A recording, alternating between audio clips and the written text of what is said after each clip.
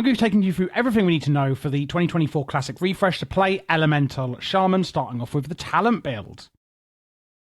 So, we are Elemental. Most of the points are going into Elemental. 5 out of 5 into Concussion, increasing damage done by some of our spells. 5 out of 5 into Convection, reducing the mana cost of some of our spells. 3 out of 3 into Elemental Warding, which is going to be great, especially in Molten Core, etc., as we're reducing fire damage. Call of the Flame, increasing damage done by our fire totems. All points into Call of Thunder, increasing crit chance of some of our lightning spells, and 1 point into Elemental Focus. This gives us a chance to sometimes enter a clear casting state when we cast a spell. Whenever this does proc, it's going to reduce the mana cost of our next spell completely. It's happening passively, you don't really have to worry too much about it. Then we're going to go straight down to these two here, Storm Reach and Elemental Fury, increasing the range of our spells and increases the critical strike damage bonus of some of our totems and our spells. Lastly, 5 out of 5 into Lightning Mastery, reducing the cast time so we can pump them out quicker, and Elemental Mastery, a cooldown on a 3-minute cooldown.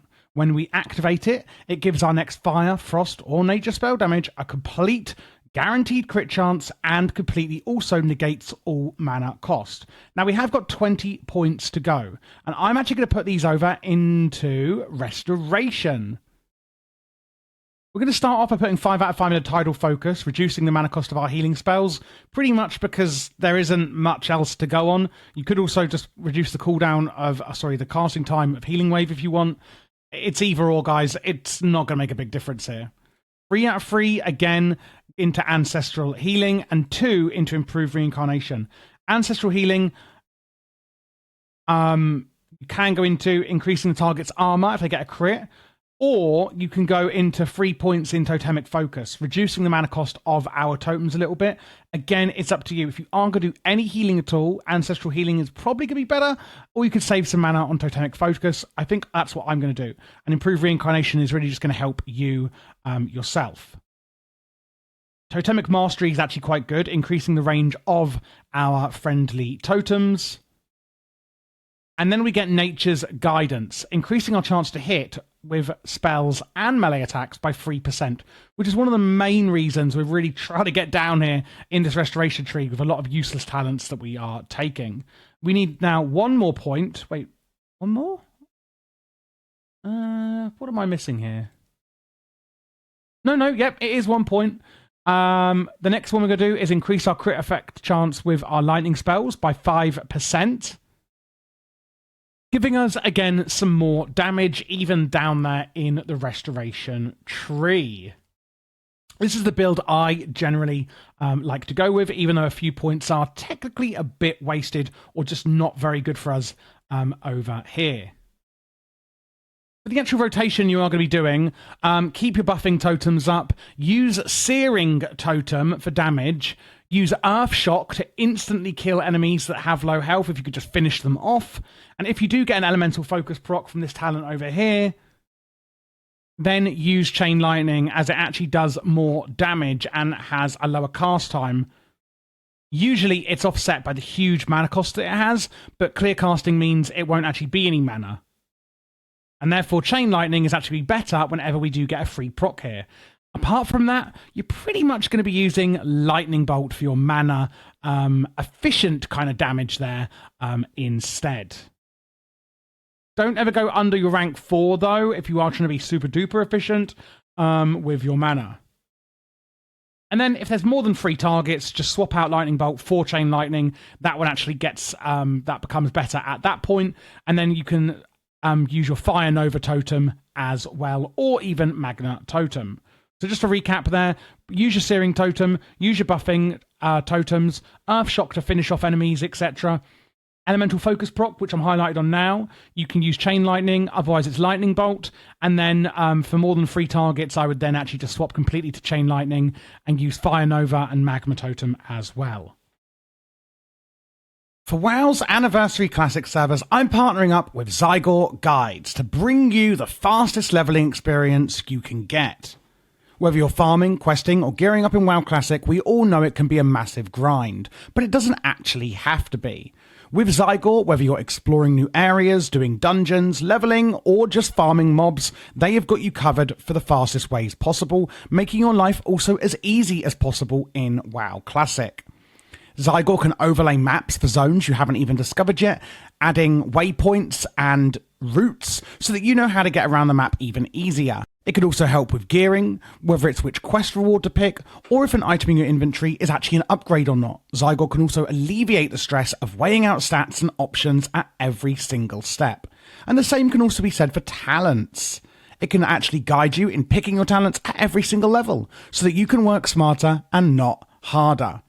Some of my favourite features, for example, are when farming mobs and doing quests, it can actually show you different locations, so that if a specific zone is full of bots or other players, you don't have to worry. You can go somewhere else. You could also skip parts you don't want to do, coming back and into the guides at ease for the fastest leveling experience. Use my code in the description with the link Javier for 20% off. Now moving on to the gear. What I have actually done as well is I've put a link in the description where I've put all of my builds, so you can actually click through these and get all of the different kind of items that you can get based on the builds I've given. Crown of the Penitent is from Stratholme. We've got Tooth of Gar on the neck from Blackrock Spire Upper. Shoulders, Mantle of the Timbermore. Really, it should be Blackrock Depth. Sorry, Lord Rookor. Mantle of Lost Hope here. No, that was wrong. That was still in my restoration build. I'm sorry. Right, now that's better.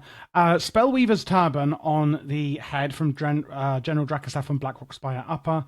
The Nacreus Shell Necklace on the neck, giving you some hit chance as well. Burial Shawl on the shoulders.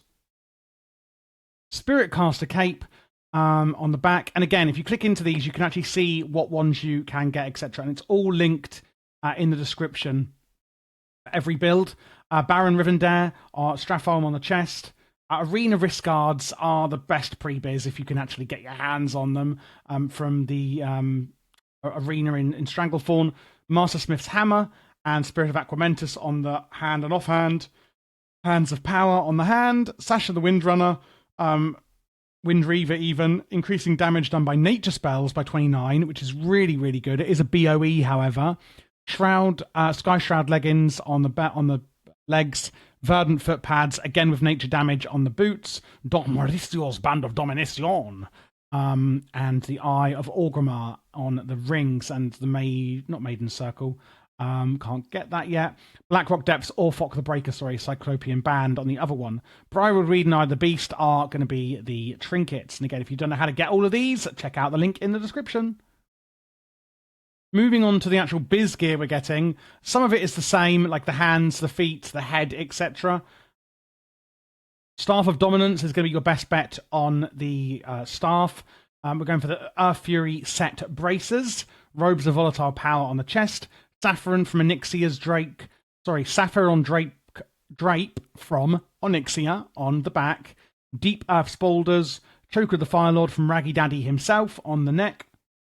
Magma Igniting Cord and Flare Core leggings on the belt and boots. And the Rings of Spell Power are honestly just going to be the best bet for your rings if you can get them. For the world buffs we can actually get, we have Resist Fire, where you get a priest to mind control the spellbinders in Blackrock Spire, and then add the buff to you and your allies while it is mind controlled. Warchief's Blessing is only for Horde. It can be gotten when somebody hands in Rend Blackhand's head in Orgrimmar. Songflower Serenade is by curing with the salve, the flowers, the corrupted songflowers in Felwood. And you can loot them and get this. Rallying, it's for an hour. Rallying Cry, lastly, of the Dragon Slayer is when somebody hands in Onyxia's head. We've got Scrolls of Intellect and Spirit, of course, which you can get pretty cheap. What is not so cheap is the Flask of Distilled Wisdom, increasing mana by 2,000. Then the best food is the Run Tum Tuba Surprise, increasing intellect by 10. And we've got a Cerebral Corpex Compound, increasing intellect. And Juju Ember are two really great consumables you can get there as well. And that is pretty much it, guys. If this was helpful for you, again, please do subscribe. It really helps support the channel. You can join my Patreon, linked in the description below as well, which will get you early access to things, macros, ElvUI profiles, and all of that cool fun stuff, and supports the channel. And again, for this entire build, there is a link on my site in the description below as well.